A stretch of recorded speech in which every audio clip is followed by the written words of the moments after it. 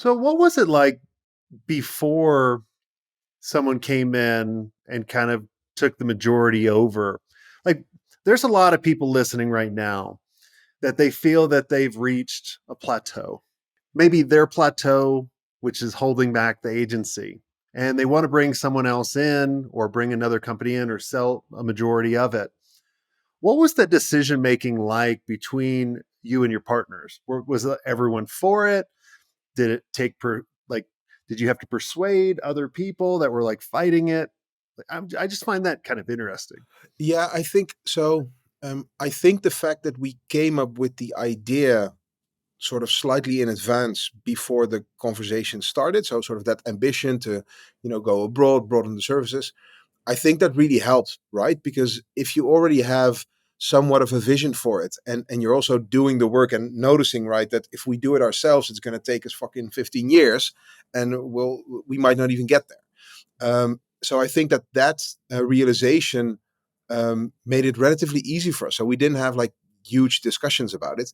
The only thing that was a really key point for us, and that's remained this way until today, is that we wanted to make sure that culturally we would align with the folks that we got on board, and that in terms of running the business, we would be running the business and not them. So that was the only thing which was important to us, and based on that, and of course the numbers being good, we went for it. So relatively straightforward, I think.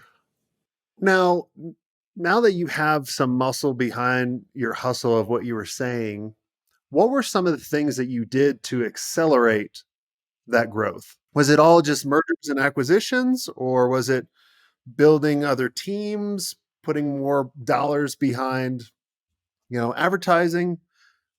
How'd you Yeah, build this brand? yeah, it's a good question. So what you have to understand is that we are sort of stingy Dutch people. So you know the saying, right? Go Dutch. There you go.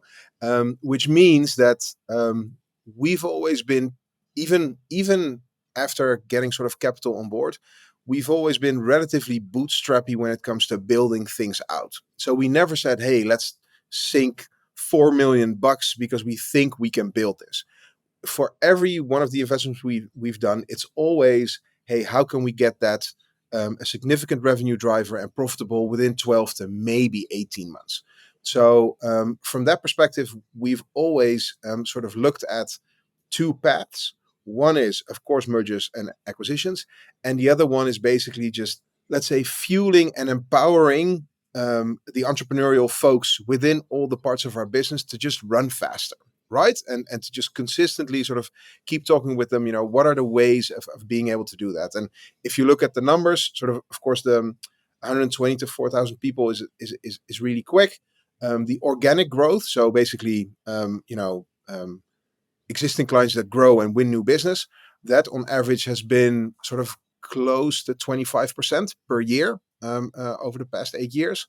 And then you add the M&A part to it, which of course accelerates it. But I think that organic growth really shows that, within the company, there was always a lot of drive to kind of find that growth and to sort of put the support behind it. But we've never done like a really big bet. I also, this might sound a bit stupid, but I think our philosophy, and I've learned that also from our original founders, I think doing what we do, so running an agency, building it and scaling it, is not about sort of doing a few really big things right.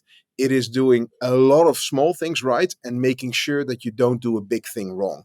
And that might sound a bit conservative, but I think it's actually just smart to do it that way, because there are no shortcuts, right? Anybody that has either worked at an agency or owns one knows that it's just freaking hard work.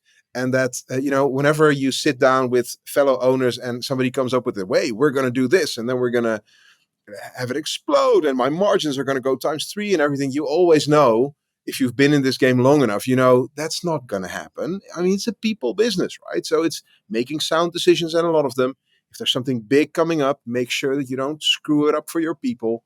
I think that's been more our approach to it. I hope you enjoyed this content. If you want more content like this, make sure you click on the link on the screen or check out your most popular podcast platform where the full episode is there. And until next time, have a swank day. What are you doing? Go check it out. Click on the link.